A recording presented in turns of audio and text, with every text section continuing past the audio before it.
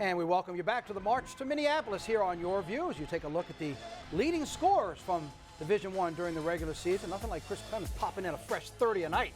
Man can score. Yes, indeed. But as you see with some of those names, it takes more than just individual effort to get yourself to the tournament. All right, we've looked at 3 of the 4 brackets. Let's focus now on the West Regional. We talked about the 3 teams out of the ACC all getting #1 seeds. Well, the 4th team is Gonzaga. They are the #1 seed out of the West Regionals. We take a focus on the teams here. We'll look at the 2 brackets and then talk about some of the individual teams. We'll bring in Kevin McNamara once again. There's Gonzaga. You see who they'll match up with, the winner of Harley Dickinson and Prairie View out of the SWAC. Syracuse and Baylor. Marquette and Murray State. A lot of people focusing on that as one of those must-watch games. Oh, John Morant versus Marcus Howard. That is must-watch TV.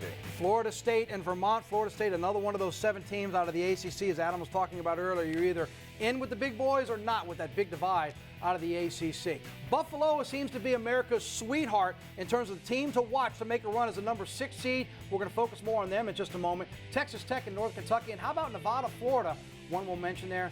And then Michigan and Montana. Michigan had that big run, loses to Michigan State, but everybody had a problem with Michigan State being in Duke's bracket and Michigan being in this bracket. You know, Michigan is a team, John Beilein's always at his best. They're so hard to prepare for in the NCAA tournament, especially if you get them on the weekend when you only have 48 hours to do it. It's hard to bet against Beilein in the NCAA tournament. And talk about teams getting ready on a quick turnaround. Of course, those teams that are in the play-in game certainly have a quick turnaround, one of those being the Sun Devils from Arizona State. Well, they do. Bobby Hurley getting it done again, just by the just by a slim margin here, making the play-in game for the 2nd year in a row. But I'll tell you what, they will take it in Arizona State. They had some phenomenal wins this year. You talk about Utah State, Washington, Kansas, a couple bad losses too. But this is an Arizona State team that has proven they can play with anyone.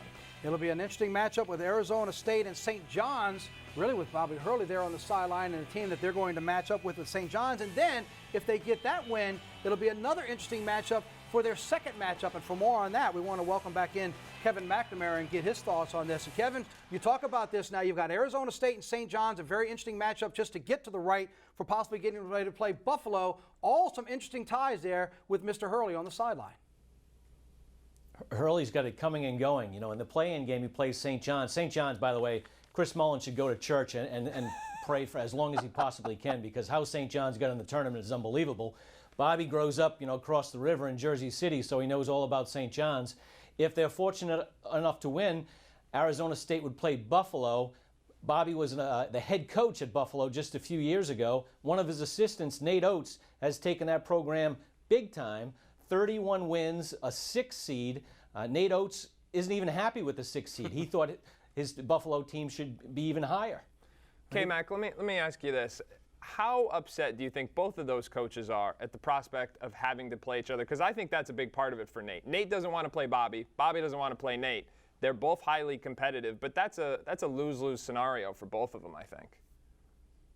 It's too bad that would happen in the opening game for Buffalo. You know, they've had a historic season, the best season for a MAC team in years and years, and to have to play Bobby right away is difficult. I'm not too sure, Adam, how many more players are left behind that Bobby left behind, because Nate has done such a great job restocking the program. Right. But that's a difficult situation. There's no getting around it. Some people think Gonzaga might be the de facto #1 because the committee chair said had Tennessee beat Auburn in the SEC championship, they'd be on the #1 line. They lost. Gonzaga got knocked out as well, but Gonzaga gets the #1 seed. But I know both of you guys are interested in the #4 seed, which could be a matchup of 4 versus 1, and that's Florida State at 27-7 out of the ACC. Kevin, first to you, your thoughts on Florida State. Is this one of those dark horse teams that could make a run at the #4?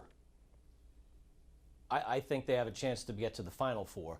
I know Adam said that, you know, ACC is a big 3 and everybody else. I do think that Florida State was that 4th team. Had some wins against those big giant teams. And you know what they have that a lot of teams in the NCAA tournament don't have are NBA size. And Gonzaga maybe has the best collection of big guys in the country. The one team they wouldn't want to see early is a Florida State. You know, interestingly, Gonzaga, if they... I trust that they can get by the 16 seed. They would play maybe Syracuse in the 2nd round, and that Syracuse zone knocked Gonzaga out just a few years ago. Not an easy 2nd round game for the Zags, But Florida State in the Sweet 16 is a major problem. You know, the other thing I like about Florida State is their balance. They've got 8 different players who average 6 or more points per game. Nobody who averages more than 12. Terrence Mann, the senior guard, hit that exciting game winner in the ACC tournament. Mr. Versatility, he's almost a triple-double threat on any given night. But to have such diversity with the way they can attack you, so many different guys who can beat you in so many different ways, makes them hard to guard. Kevin McNamara, thanks so much for joining us. We appreciate your insight and getting everybody's brackets ready to go. And the march to Minneapolis is set to tip off. Hope we're helping you get your brackets filled out and ready to roll with basketball. We're back to wrap things up on Your View right after this.